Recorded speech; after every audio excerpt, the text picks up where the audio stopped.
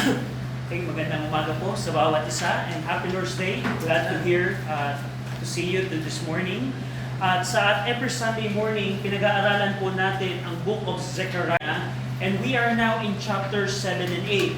At alalahanin po natin ang Zechariah chapter 7 hanggang chapter 8. Ito po ay isang unit, isang part ng division that it's all about the answer of Jehovah sa inquiry ng mga delegation. Kailangan pa ba nating magpatuloy na mag-fasting every 5th month? Kailangan pa ba nating magpatuloy? And we understand last week sa pag-aaral natin ng chapter 7 na ipinakita ng Panginoon ang sagot by revealing that the fasting that they're doing, it's not all about Jehovah. It's about themselves. Pangalawa, pinakita ng Panginoon in chapter 7 na while doing fasting, they commit social sins.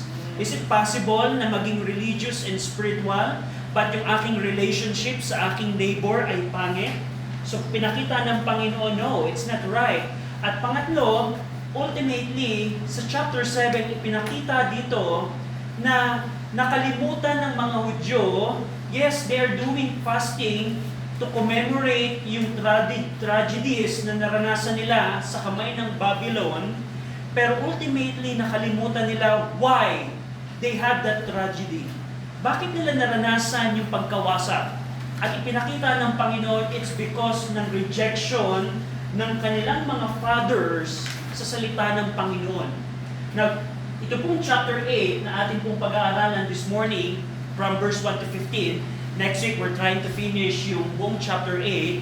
But dito po pag-uusapan po natin yung continuation ng sagot ng Panginoon sa inquiry ng mga delegation. So basically, ikinukontinue po dito ng Panginoon ano ang sagot niya sa inquiry kung magpapatuloy sila sa fasting. But dito po sa ating pong pag-aaralan, ipapakita po dito ng Panginoon yung future restoration of Jerusalem at makikita din dito natin yung prinsipyo ng obedience is equal to blessing and curses is equal to disobedience. So whenever a person obey, merong blessing na kalakip at yun yung future restoration ng bansang Israel. At kung ang tao ay magre-reject at magdi-disobey sa Panginoon, curses ang kalakip nito. So makikita po natin ito sa ating pong pag-aaralan. Now, babasahin ko po yung Zechariah chapter 8. If you may, open your Bible in Zechariah chapter 8, verse number 1 and 2. Zechariah 8, verse 1 and 2. Again, the word of the Lord of hosts came to me, saying, Thus saith the Lord of hosts, I was jealous for Zion with great jealousy, and I was jealous for her with great fury. Shall we pray? Ama namin Diyos na makapangyarihan sa lahat, salamat Panginoon dahil binigyan niyo kami Ama ng word of truth, meron kami Ama na spirit of truth, and we are in the place of truth. Salamat Ama dahil in our time, because of these three things, we have the possibility na ma-discover ang truth ng inyong pong salita. Salamat Panginoon sa inyo pong kabutihan sa amin. We pray na tulungan niyo kami na maunawaan ang Zechariah chapter 8, ma-discover namin ang mga truths ng inyong scripture, and higit sa lahat, mai-apply namin ang mga truths na ito sa amin pong mga buhay. I pray that the Holy Spirit work in us, enlightening us, and help us understanding your word. In Jesus Christ we pray. Amen.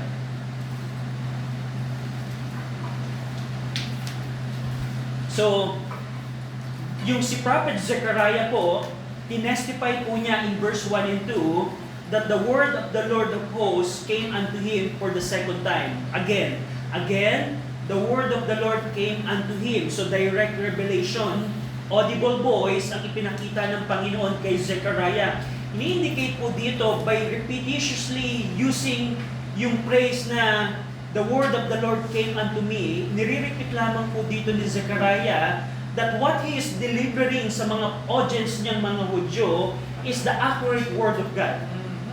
What I deliver to you, what I wrote in my prophecy, is the word that came unto me. I faithfully delivered it unto you. I didn't put any opinion, I didn't put anything into it. This is the word that came unto me.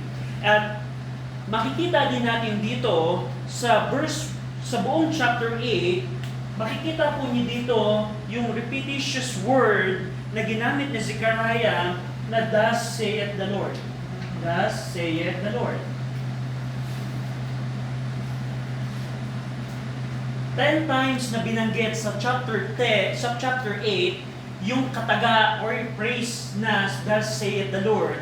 So, pwede natin gawin, pwede natin i-divide ang chapter 8 ng 10 units sa 10 bahagi. Pwede nyo gawin pong activity yon. Na 10 times na sinabi ni Zechariah, ito ang sabi ng Panginoon. It's not my opinion, ito ang sabi ng Panginoon. Right. And in our time, sa mga preacher, we can apply how Zechariah preached and by delivering the faithful word of the Lord. Right. This is the word of God. Thus saith the Lord of hosts. Verse number 2, ano ang message, unang message ng Panginoon? Verse number 2, thus saith the Lord of hosts, I was jealous for Zion with great jealousy, and I was jealous for her with great fury. This is the second time na binanggit po ng Panginoon ang kanyang great jealousy. Kung babalikan niyo po ang Zechariah 1 verse 14, Zechariah 1:14, so the angel that communed with me said unto me, cry thou saying, thus saith the Lord of hosts, I am jealous for Jerusalem and for Zion with great jealousy. So twice na binanggit sa book of Zechariah yung great jealousy. Pag sinabi pong great jealousy, pag sinabing jealousy po, of course, iba po ang meaning po ng jealousy in our time, pero sa original Hebrew word, ang ibig sabihin po dito is intense passion or passionately devoted. The Lord is jealous, meaning the Lord is devoted. When I say I have a great jealousy, I have passionately devoted to this thing. So ang meaning po dito is the Lord is passionately devoted. And dito sa verse number 2, kung mapapansin po ninyo, makikita niyo po dito that the Lord has great jealousy and also great fury. Pag sinabi pong great fury, intense wrath, matinding galit, or intense indignation. So dito sa verse number 2 reveals yung dalawang attitude ng Panginoon or devotion ng Panginoon. I am jealous with great jealousy, and I am also jealous for Zion with great fury. Passionately devoted ang Panginoon sa Zion or sa Jerusalem na merong intense devotion, at passionately din ang Panginoon sa Jerusalem na merong intense wrath or indignation, stusay. At dito makikita po ninyo yung principle ng Deuteronomy 28, ang Panginoon ay intense devoted sa Jerusalem whenever they obey. Whenever they obey, the Lord is passionately devoted towards them. But whenever they disobey, the Lord is also passionately devoted, but this time with great fury. At dito, ito pong principle po na ito po ang sagot ng Panginoon sa inquiry sa delegation should be continue in fasting. So titingnan po natin yan later on. So makikita natin, we know ang Zion po, ginamit po dito ng Panginoon yung title na Zion, at ito pong title na Zion, it refers to Jerusalem, pero hina-highlight po nito ang royal aspect ng Jerusalem. So Zion, it tells us the royal aspect ng Jerusalem. And we know sa Zechariah 3:2, sa 1 Kings 14:21, and 2 Chronicles 6:6, the Lord chose Jerusalem. So pwede ko pong sabihin ko po na hindi po na pinili ng Panginoon ang Taguig City. Hindi po pinili ng Panginoon ang New York City. Hindi po pinili ng Panginoon ang London. Pinili po ng Panginoon ang Jerusalem. And the Lord continues that for all eternity. the Lord choose Jerusalem, and the Lord will take His eyes off from Jerusalem. So tulad ng nabanggit ko, yung word na jealous sa verse number 2, it means passionate devotion. Parang halimbawa, kung ikaw ay passionately devoted into something, you can say, I am jealous. So I am jealous to do this and to do that. And that's verse number 2. Verse number 3. So, ito pong verse number 3 and succeeding verses, ipinapakita po dito ng Panginoon paano siya naging paano siya merong great jealousy sa Israel at paano meron siyang great fury sa bansang Israel. Now, yung verse number 3, tingnan niyo po ito, Thus saith the Lord. So second time na ginamit ni Zechariah ang Thus saith the Lord. Sabi niya dito sa verse 3, I am returned unto Zion, and will dwell in the midst of Jerusalem, and Jerusalem shall be called a city of truth, and the mountain of the Lord of hosts, the holy mountain. Nireveal dito in verse number 3, yung 4 na blessing for Zion. So, pinakita dito ng Panginoon, Zechariah, i-preach mo sa mga Hudyo, meron akong great jealousy. And because of my great jealousy, ito yung 4 blessings na ibibigay ko sa Zion. I am passionately devoted sa Zion. Because of that, meron akong 4 blessing. At nakita natin sa verse number 3, yung una, the Lord will return. So, return ng Panginoon, the Lord will return. Babalik ang Panginoon sa Jerusalem. The Lord will return to Zion. So makikita natin, balikan natin yung Zechariah 1:16. Kasi binanggit din ng Panginoon that He will return to Zion. Remember, ang historical background ng book of Zechariah, they experienced Babylonian captivity. That's right. They experienced ng pag-alis ng Panginoon sa Temple of Solomon. Na-experience po nila na umalis ang presensya ng Diyos sa kalagitnaan po ng mga Hudyo. But the Lord promised Zechariah, preach mo sa kanila, I will return to Zion. So verse 16, basahin natin po ang Zechariah 1:16 together. Ready? Read. Therefore, thus saith the Lord, I am returned to Jerusalem with mercies. My house shall be built in it, saith the Lord of hosts, and a line shall be stretched forth upon Jerusalem. So question ko po, na-fulfill na kaya itong promise na ito? Alam natin, if you know the current events, alam natin na may war sa Israel right now. Question, bumalik na ba ang Panginoon sa presensya ng Israel? Of course, we know, if follow yung history po ng Israel, after Zechariah, time ni Malachi, then silent year, time ni Christ, never pong bumalik pa ang Panginoon sa Jerusalem. Mangyayari po itong promise na ito, na triggered by His great jealousy when Christ comes to return in the earth to establish His kingdom. Amen. At darating yung time literally that the Lord will return to Zion. So first blessing, under His great jealousy.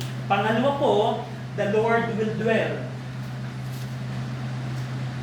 Hindi lamang siya babalik sa Zion, but He will also dwell in the midst of Jerusalem. Go over in Zechariah 2. Zechariah 2, verse 10 to 11. Basahin natin po itong ulit. Ito po ay part ng visions ni Zechariah na nakita dito ni Zechariah that the Lord will dwell in Zion. 10 and 11 of chapter 2. Ready? Read. Sing and rejoice, O daughter of Zion, for lo, I come, and I will dwell in the midst of thee, saith the Lord.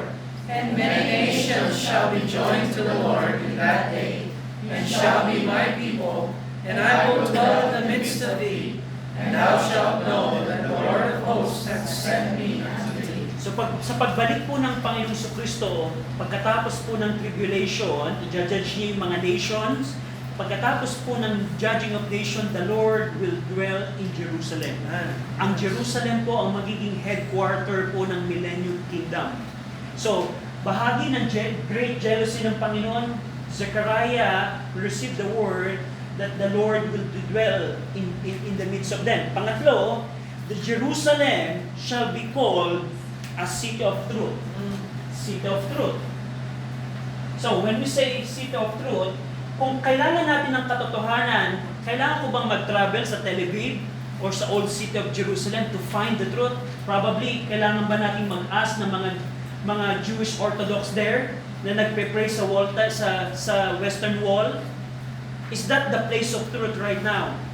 Right now, hindi po. Pero darating po yung times during the millennium na ang mga nation will flow to Jerusalem to find the truth. Amen. That's City right. of truth.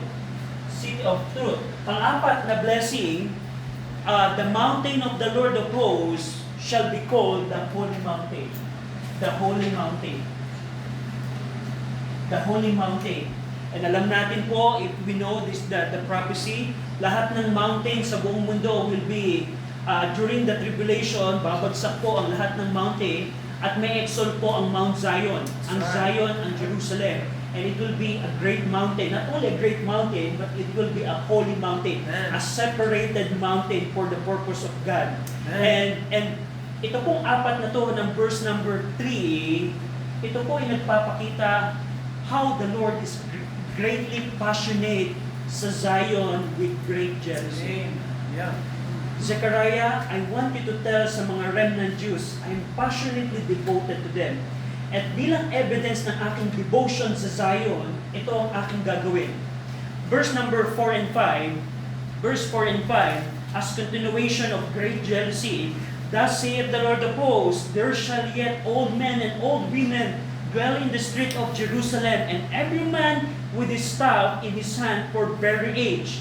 And the street of the city shall be full of boys and girls playing in the street thereof. So, another blessings na mararanasan po ng Jerusalem during the millennium is the longevity of life. Longevity. Ano po, kung in our time, probably pag nabuhay ka ng 60 or 70, blessing na. Pero sa pagdating po ng millennium, there will become longevity of life. Go over in the book of Isaiah. Isaiah also prophesied that in Isaiah 65. Isaiah 65 verse 20 to 22. Isaiah 65 verse 20 and 22. Basahin po muli natin ng sabay-sabay. Ready? Read. There shall be no more thence an infant of days, nor an old man that had not filled his days. For the child shall die 100 years old, but the sinner being 100 years old shall be accursed. And they shall build houses and inhabit them, and they shall plant vineyards and eat the fruit of them. So dito, mapapansin po ninyo, pagdating po ng millennium, as part ng great jealousy ng Panginoon sa Zion, i-restore ng Panginoon ang longevity of life. Just imagine that. Pag namatay ka sa millennium, if you are in the millennium, namatay ka ng 100-year-old, o merong baby na namatay, just 100-year-old. So, I can imagine na yung longevity during the time of Adam, before the flood, ay marirestore. I think so. At yan ay bahagi pa rin ng great jealousy ng Panginoon. Pangalawa na nakita natin sa verse number 5, napansin niyo po sa verse number 5, and the street of the city shall be full of boys and girls playing in the street thereof. Ano po ang manifestation po nito? Meron pong kapayapaan during the millennium. Just imagine, ang mga bata ay naglalaro sa street. Yan po ay indication na merong peace sa panahon po ng Jerusalem, sa panahon ng Millennium Kingdom. Ito pong anim na ito, ipinapakita ng Panginoon kay Zechariah at sa mga Hudyo na kanyang pinagpipreachan na merong jealousy ang Panginoon. Merong jealousy ang Panginoon. Verse number 6, thus saith the Lord of hosts, if it be marvelous in the eyes of the remnant of this people in this day, should it also be marvelous in mine eyes, saith the Lord of hosts? So dito, nire-refer ng Panginoon, ito bang anim na ito ay kamangha-mangha sa mga remnant Jews? Tanungin mo nga, Zechariah, mag-survey ka nga, itong anim na to, kamangha-mangha ba to sa inyo, sa inyong mga Hudyo na bumalik? At ang tanong dito ni Zechariah, ito din ba ay kamangha-mangha sa paningin ng Panginoon? Anong message ng Panginoon dito? Anong pinapakita dito? Basically, ang sinasabi dito ng Panginoon, if this thing seems too difficult in your eyes, Is it also too difficult in mine eyes, sabi ng Panginoon? Kung ang mga bagay nito ay mahirap or kamangha-mangha para sa inyo, iniisip nyo din ba na itong mga bagay nito ay mahirap para sa akin, sabi ng Panginoon? Is it too difficult for me to do this? So yun po ang meaning ng verse 7. Sinasabi lamang dito ng Panginoon, siguro kung dalhin natin yung message na ito sa paa po ng mga remnant Jews, they just experienced Babylonian captivity. They just experienced total destruction ng syudad. Lord, how can this city will become the city of truth if our city is destroyed? We're just recovering from Babylonian captivity. How can you say that this mountain will become a holy mountain? Look at this mountain. How can you say that there will come longevity? And so on and so forth. Pero dito pinakita ng Panginoon, in your eyes, it's marvelous. But for me, it's not. I can do it easily. Because of my great devotion sa Zion. I will do it. And it's not difficult for me. That's verse number 6. Verse number 7 and 8. Thus saith the Lord of hosts, for another time, meron na namang thus saith the Lord of hosts, behold, I will save my people from the east country and from the west country, and I will bring them, and they shall dwell in the midst of Jerusalem, and they shall be my people, and I will be their God in truth and in righteousness. So another additional blessing, the Lord will save His people. The Lord will save His people, my people, from the east country and the west country. Kung titingnan po ninyo yung population before exile, it's about millions. Ang population po ng Jerusalem before Babylonian captivity. And we know, based sa ating pag-aaral, how many approximate ang bumalik during the time of Zerubbabel. It's only 50,000. Just compare millions with the letter N than 50,000, 50K, or let's say 1 million sila during captivity before exile. Pero yung bumalik lamang ay 50K. So, alam natin that the people, ang mga Hudyo ay nasa east country and the west country, preparing, they are scattered. But then there will come a time that the Lord will save them. The Lord will save the Jews from east country and from the west country, and I will bring them, the Lord will bring them back to Jerusalem, and they shall dwell in the midst of Jerusalem. Kung kayo po ay familiar sa history ng Israel, ang Israel po, ang mga Hudyo, recently lang po sila bumalik sa Promised Land. Noong 1800 and before, wala po, ang Jerusalem, ang Israel po, it is a desolate place. A desolate place. If you know Charles Spurgeon, nung nagpipreach po si Charles Spurgeon, wala pa po yung time ni Charles Spurgeon, ang mga Hudyo po ay wala pa po sa land, sa Israel.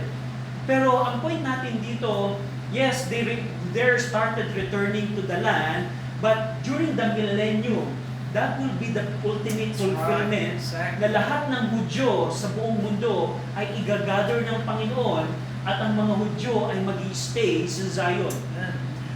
Another blessing na makikita niyo po dito, sabi ng Panginoon, they become my people. They will become my people. Napansin nyo? And they shall be my people. And I will be their God. I will be their God. Ito pong mga promises po na ito, I will be their God in truth and righteousness. Verse 8, yung muli ng verse number 8. Yung pong mga promise po na ito po ay naka-root sa promise ng Panginoon kay Abraham in Genesis chapter 12 that they will become great nation. Kung papansinin niyo po sa Exodus 3:7, nung nararanasan ng affliction ng mga Hudyo, ang sabi ng Panginoon kay Moses, I have surely seen the affliction of my people. This is my people. At alam natin, because of their rejection, they experienced Babylonian captivity. Pero ang blessing dito ng Panginoon, because of His great jealousy, they will become again my people. And I will become their God. I will become their God. So, base sa mga blessings na ito ang mga evidences to prove ang jealousy ng Panginoon for Zion. I am greatly jealous. I'm jealous for Zion with great jealousy. Passionately devoted ako sa Zion. Kung ikaw ay passionate sa sport, halimbawa, atletica, basketball, you will do everything to enhance your skills sa basketball. That's right. You will do everything. And the same thing sa Panginoon. The Lord is passionately devoted sa Zion, and He will do this because of His devotion. And in verse number 9, tingnan niyo po ito, verse number 9, the word, Zechariah 8:9, thus saith the Lord of hosts, let your hands be strong, ye that hear in this day this word by the mouth of the prophets, which were in the day that the foundation of the house of the Lord of hosts was laid, that the temple might be built. So after showing His great jealousy towards Zion, by revealing the future restoration of in the millennium, the Lord encouraged the returned remnant. They encourage them to be strong. So, let your hands be strong. Kung ikaw ay Hudyo na nakita mo at narinig mo ang mga promises nito, Yeah. do you think you will become strong to serve the Lord in rebuilding the temple? Kung alam mo, nung time ni Zechariah, na ito ang magiging blessing mo during the time ng millennium, may encourage ka ba na magpatuloy sa pagtatayo ng temple? I think so. Bilang application in our time, that's the importance that you should know the end times. What are the things that the Lord planned for His saints? Because knowing the future events, it will encourage you to serve right That's now right, exactly. for Him. Yep. The same message ng Zechariah. Pero dito, makikita natin dito na ini-encourage ng Panginoon na tapusin nila ang second temple because I have many things for you. Ito pong encouragement na ito, similar ito sa pinreach ni Haggai.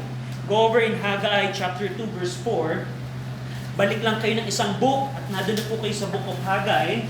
May request na basahin natin ang Haggai chapter 2 verse number 4.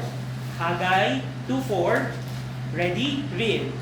Yet thou be strong, O Zerubbabel, saith the Lord, and be strong, O Joshua, son of Josedek, the high priest, and be strong, all you people of the land, saith the Lord, and work, for I am with you, saith the Lord of hosts. So si Zechariah and Prophet Haggai, they preach the same message. They preach.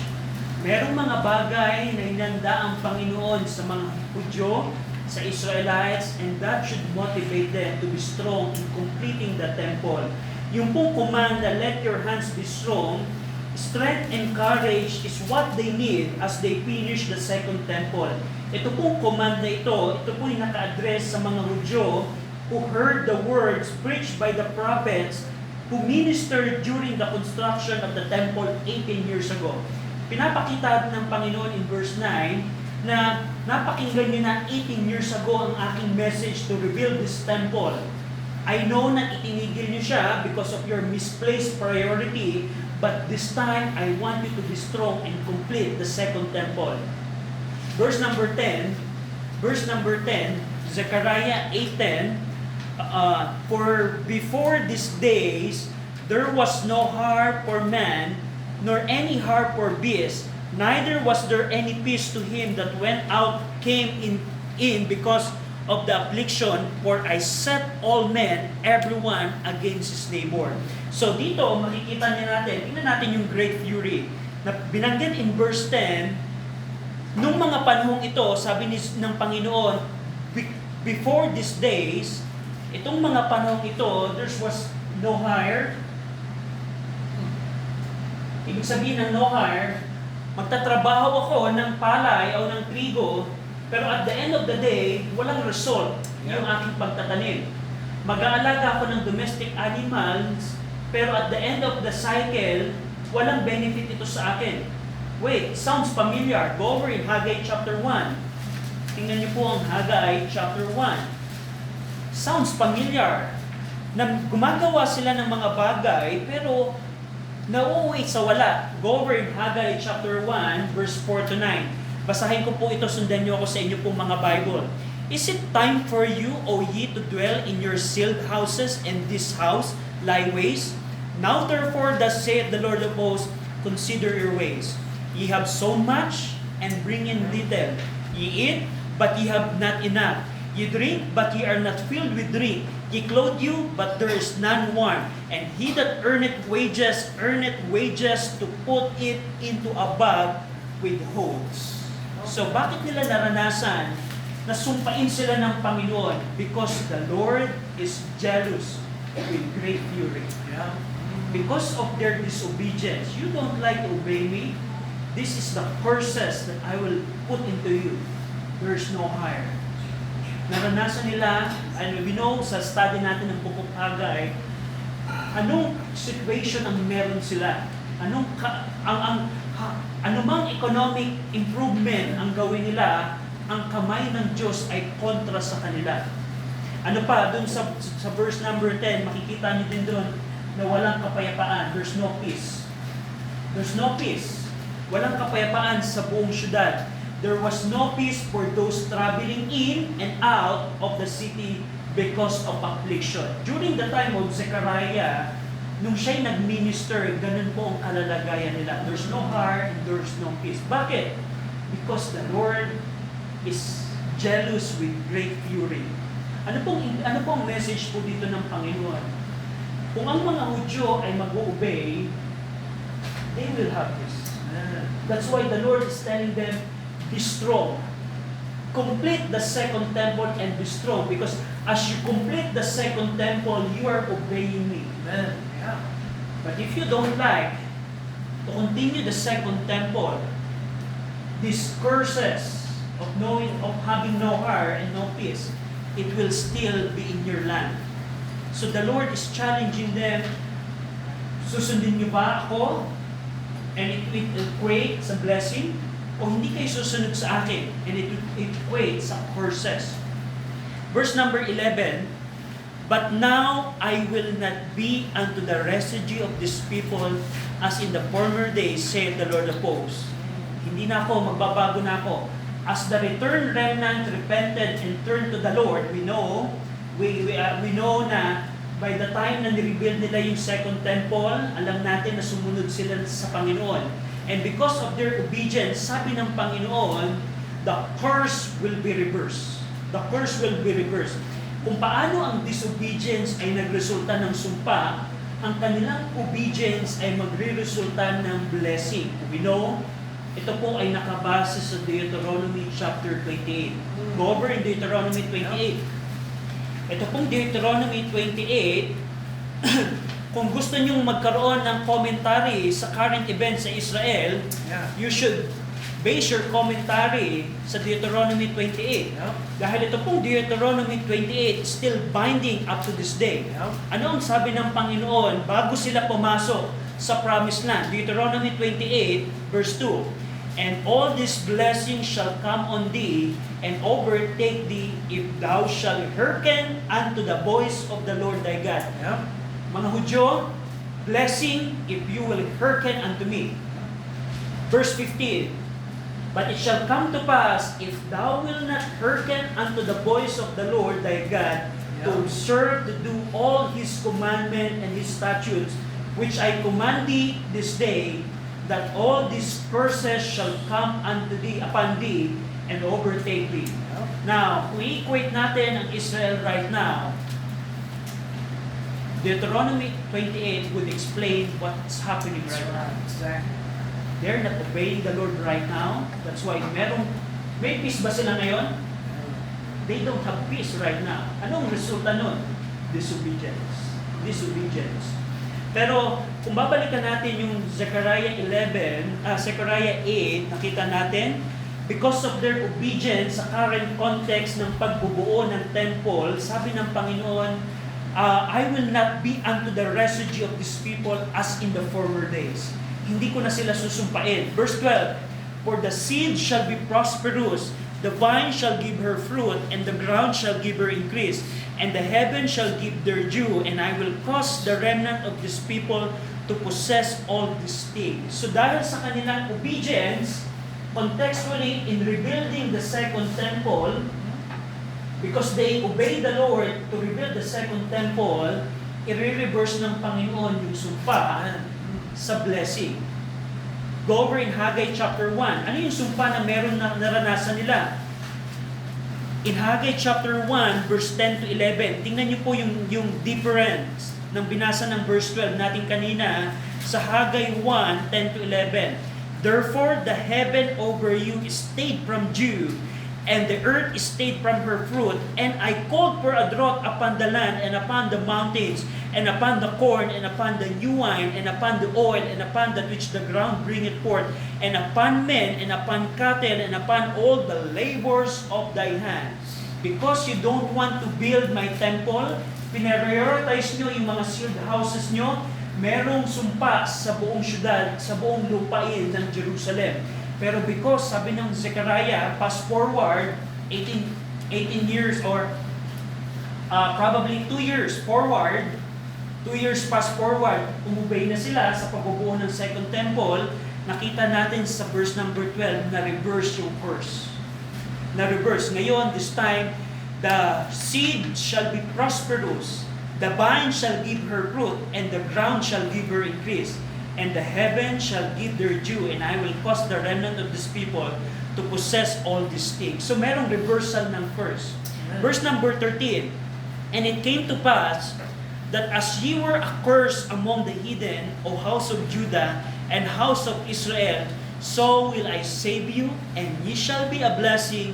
Fear not, but let your hands be strong. Dahil sa kanilang disobedience, ang bansang Israel po ay naging curse among the heathen. Israel served as a prime example of a people experiencing the Lord's judgment. Why? Because they disobeyed. But as they obey the Lord, He will save them and assure them that they shall be a blessing. Dahil sa kanilang sumpa, dahil sa kanilang disobedience, naging sumpa sila. But because of their obedience in building the second temple, magiging blessing sila. That's why, yung huli ng verse 13, fear not, let your hands be strong. Continue obeying me, finishing the temple. Last verses 14 and 15. But thus saith the Lord of hosts, as I thought to punish you when your fathers provoked me to wrath, saith the Lord of hosts, I repented not. So again, have I thought in this day to do well unto Jerusalem, to do the house of Judah, fear ye not. Kung paano hindi ako nagdalawang isip na parusahan ang inyong mga fathers because of their disobedience, hindi din ako magdadalawang isip na i-bless kayo dahil sa inyong obedience.